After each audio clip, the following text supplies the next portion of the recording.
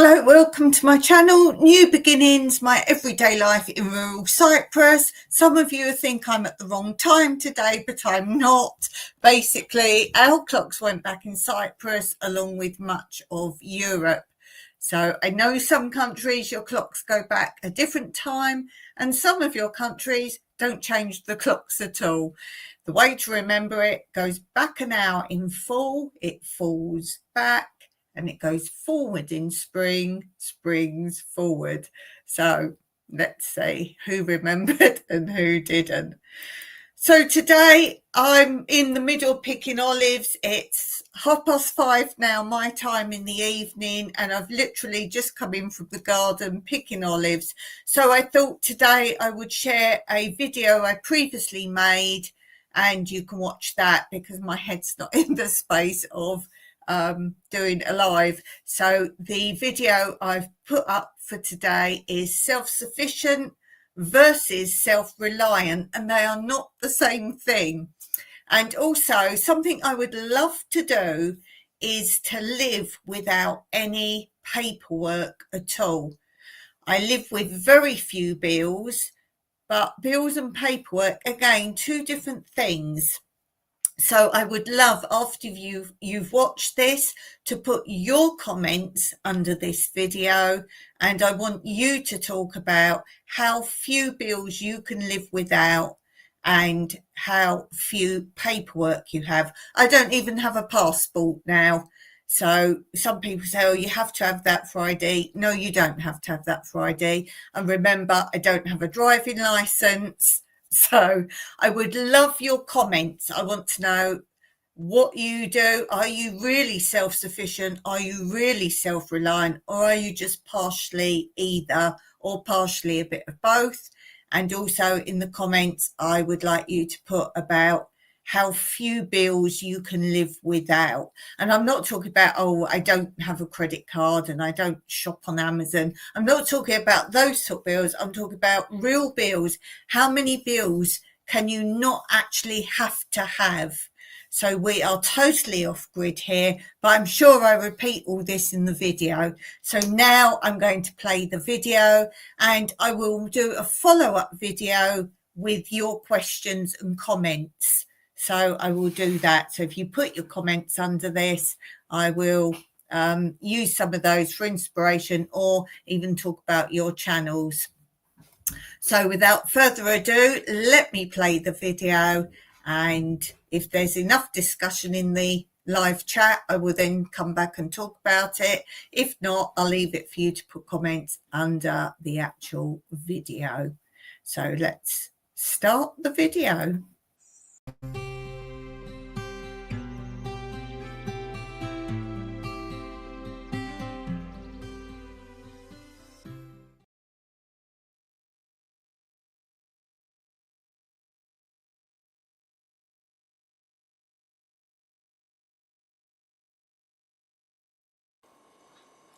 Hello everyone.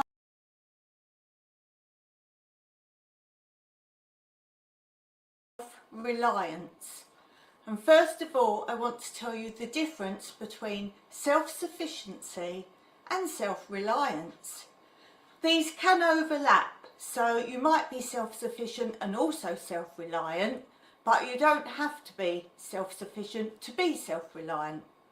Self-reliant means not depending on anything or anybody. So no matter what happens in your life, you have strategies where you can continue your life or adapt your life to a new way. In case you're not sure, self-sufficiency mostly, although we can't categorise people, but mostly self-sufficiency is normally maybe a homestead where you provide your food, whether it be animals as well or not, and you often provide your own power sources, water, those kind of things, sometimes off-grid. This could also include people such as nomads or what some people term homeless. They're not reliant on anything from society or things such as money, and often don't have any paper trail. I consider myself self-reliant. I'm certainly not self-sufficient because I don't provide enough food for myself. But I'm most certainly self-reliant in the fact that I don't rely on anything from the system. So I hope that gives you a rough idea of what we're talking about today, self-reliancy.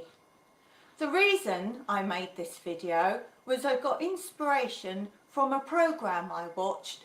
I've spoken before about it. It's with an English presenter called Ben Fogle, and I always forget the name of the title of the programme, but it's something about living in the wild.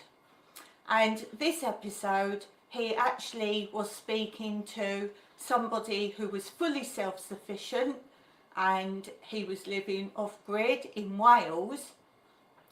But at the very end of the programme, he actually said he is not self-reliant, and that was his aim, to actually become self-reliant.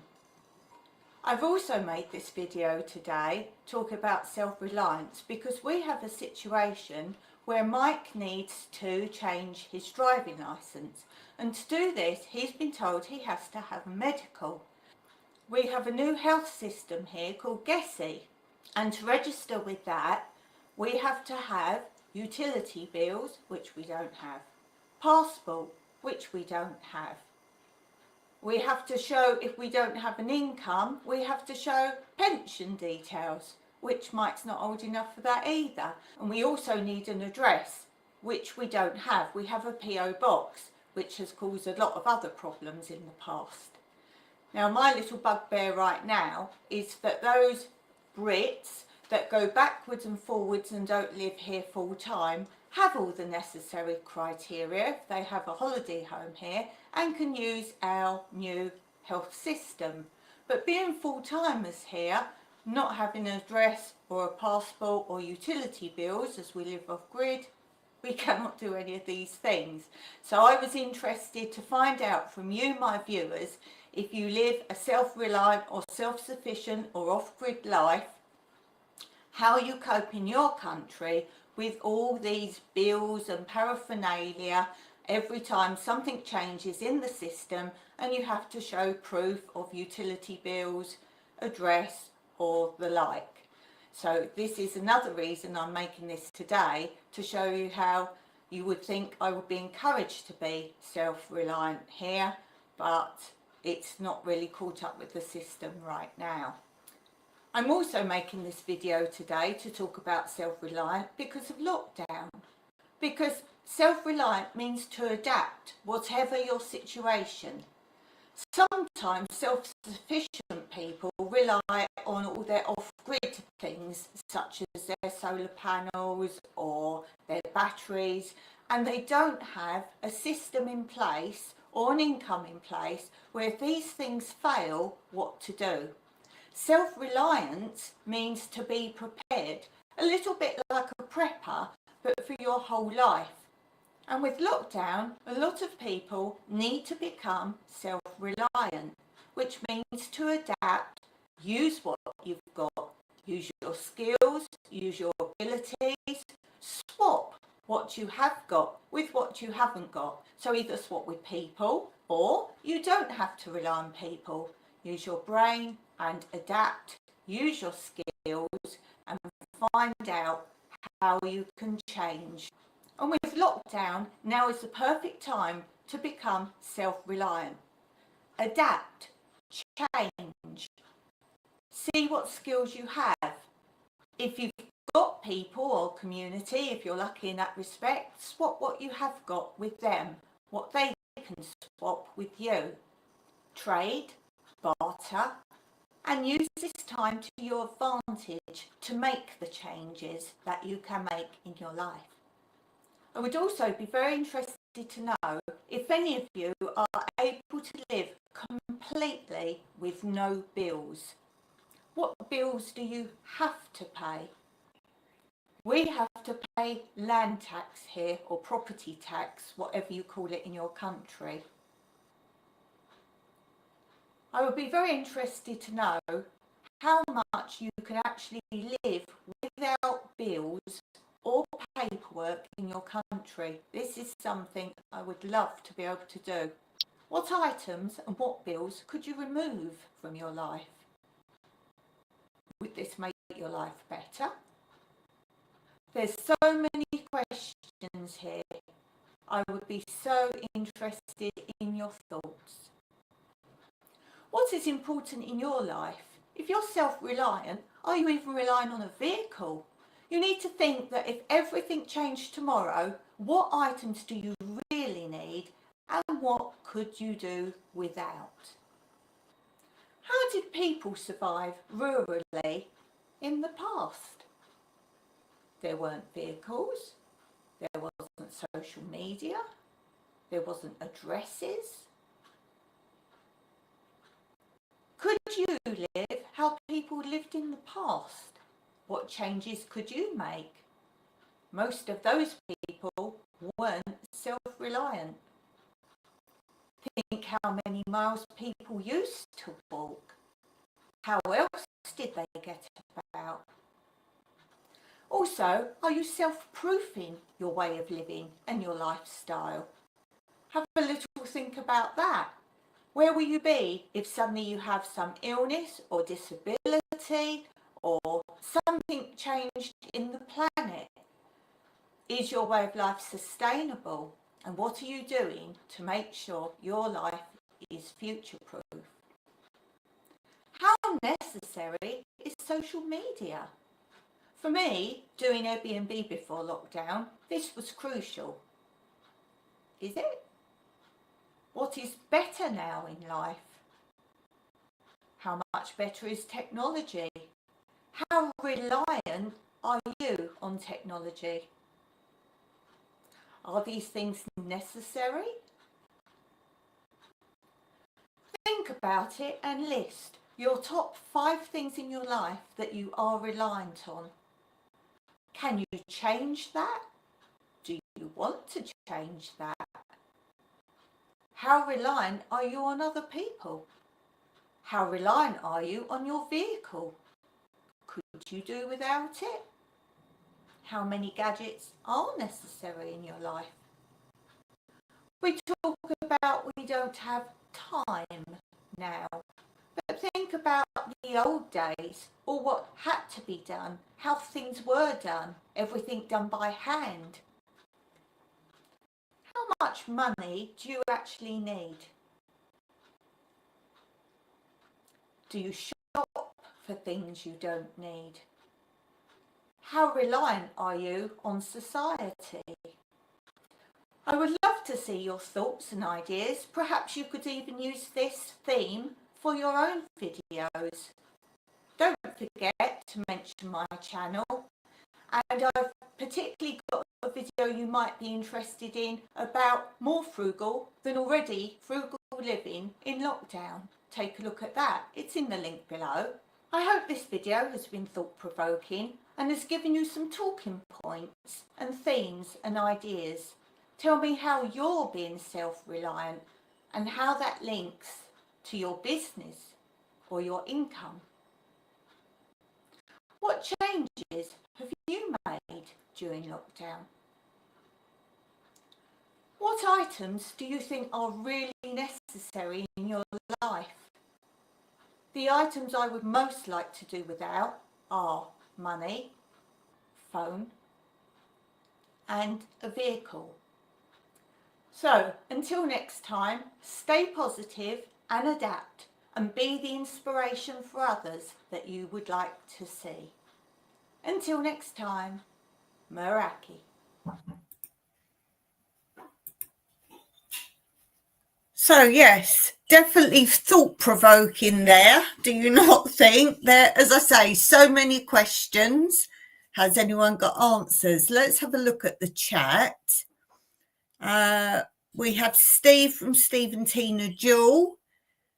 And Steve said, do you have property tax? And then later on it did say that in the video we paid land tax, but we don't have paperwork for that. We literally just go into the Mukta's office, which is like a local mayor, and we just pay the money in there. So we don't have bills for that come through. Steve says, no tech, and where is all your money?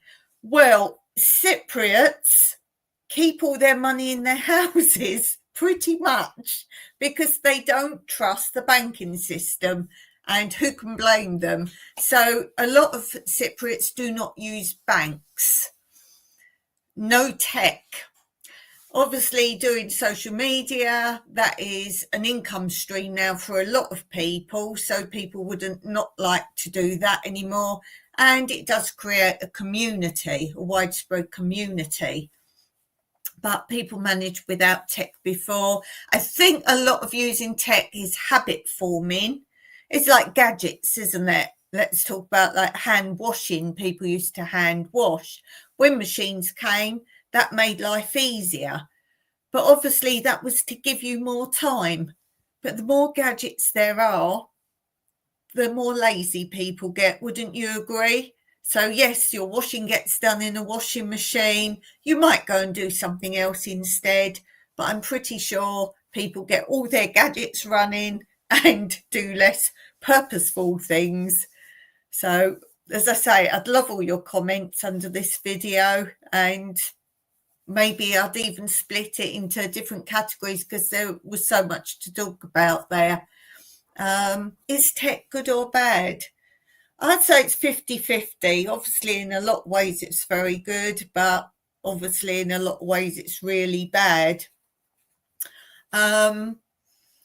My bugbear is people who grift, and if you don't know what that is, it's, for example, they'll buy a property, whether it be a chateau or something else, and then they come onto social media and they grift. They bought it knowing they're going to do it up, for example, and then they'll show you a bit of doing it up, and then they're grift, which basically is a form of begging on social media when they do have the money themselves. But hey ho, why use our money when people are gullible enough to give their money? And then it goes on from there. Oh, I'd really have this. My dream will be this.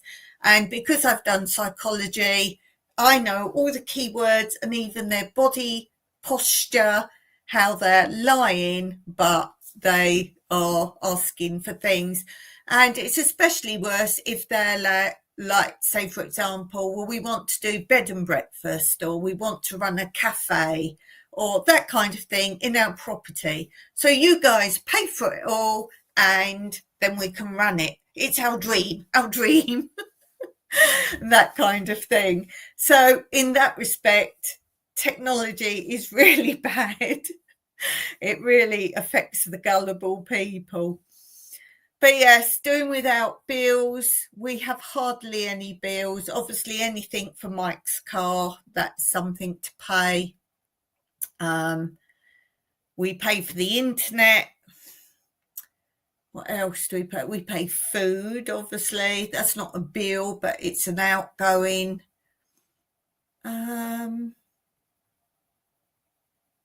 I talked about Gessie there, our medical. It's basically free. If you go, let's say I had an accident a while back and had a really bad fall, and I had to go to hospital and get x-rays. And when you visit a hospital, you pay €6. That's it. So each time you go, it's €6. And they said, right, we're going to do an x-ray. And they ended up doing probably about 8 x-rays, maybe more than that, because they do different positions. So they did my ankle, and you lay it different ways. There was probably about 3 x-rays there. They did my knee, they did my hip. And I thought, well, it's going to be extra on top of this €6 hospital visit, is it not? And €6. €6. And the doctors here, I know a lot of countries now, you have issues either with Costa doctors or not seeing doctors. We don't even make an appointment to go to the doctors. We turn up, you wait your turn, and because we're quite rural, there's normally nobody there or very few people there. and you just go in when it's your turn, you see the doctor, and the system here is, let's say, I don't know, you've got a stomach complaint, for example, then she doesn't deal with you, or the doctor doesn't deal with you. She then shows you if she thinks you need to see a consultant, because you go to a specialist here regardless. You don't just see your GP. You go to the GP for the initial consultation, and they say you see a specialist, and you get a whole list of, you can go to any hospital or any consultant, but she has to put it on the computer, and through the computer you can go to anyone. You show your guessy number when you go where you're going to, and then I think that again is just the €6. You pay the €6 and they see you and deal with you. So you're always seeing specialists here. So think of national health, but with the level of private care. So it's €6 each visit. And your prescriptions, you're paying a small contribution towards the cost of the prescription. So as long as it's prescribed to you, you just go and buy aspirin or paracetamol. Obviously, you pay the price in the chemist. But if you've got medication that you're told to take, then you pay a small percentage of the cost. So that's very good. Paperwork. I don't do anything online. I know a lot of people say, well, you need your tech and your computers to pay your bills online. I don't do that. I've never ordered anything online. I've never paid anything online. The only thing I've got online concerning money is my PayPal. If any of you guys donate to me, I've got a PayPal, and I go in there and get the money out there. Obviously, I don't work, so I don't get taxed, but because I don't work or pay tax, my small amount I get every 12 to 14 months from YouTube, they insist you have to have a tax number. Now, if I go and get a Cyprus tax number, then legally I have to then start paying tax, regardless of if I haven't got a job, because they're like, why would you have a tax number? And if I said it was for YouTube, then they want a constant amount every month. And I don't have that. I get paid between 12 and 14 months. Then I get a payment. And they have a little book in the tax office, and you say what your job is. So if you say, for example, social media creator, whatever you want to call it, they'll have a look through the book, and they will have the average income of someone who's very good at that. And then you are taxed based on that. And if you say, I don't earn that much, they're like, we'll give up your job because you're clearly no good at it. So, which is good. I like that in respect of, you can't cheat the system saying you're self-employed and say, oh, but I only learn X amount. And it's not like the English system where you can do your own accounts and go to the tax office, say, look, after expenses, I only earned this much. Okay, I only pay this much tax. Doesn't work like that. You're taxed based on what you should be earning if you're good at your job, whatever you say your job is. So because I don't have a tax number to pay tax now in Cyprus without working full time, I get taxed by YouTube at source. So what happens is, before I get paid from YouTube, YouTube takes the money, the tax, and it's paid in America. So if you like, I pay tax in America. So you guys who live in America, I'm contributing a little bit to your lives. So yeah, I'm taxed in America, but I don't have any paperwork on that. That's all on computer. So I guess we could say there's a lot of paperwork gone these days, but I clearly wouldn't pay any bills or do any transaction on laptops. There's no way I would do that. I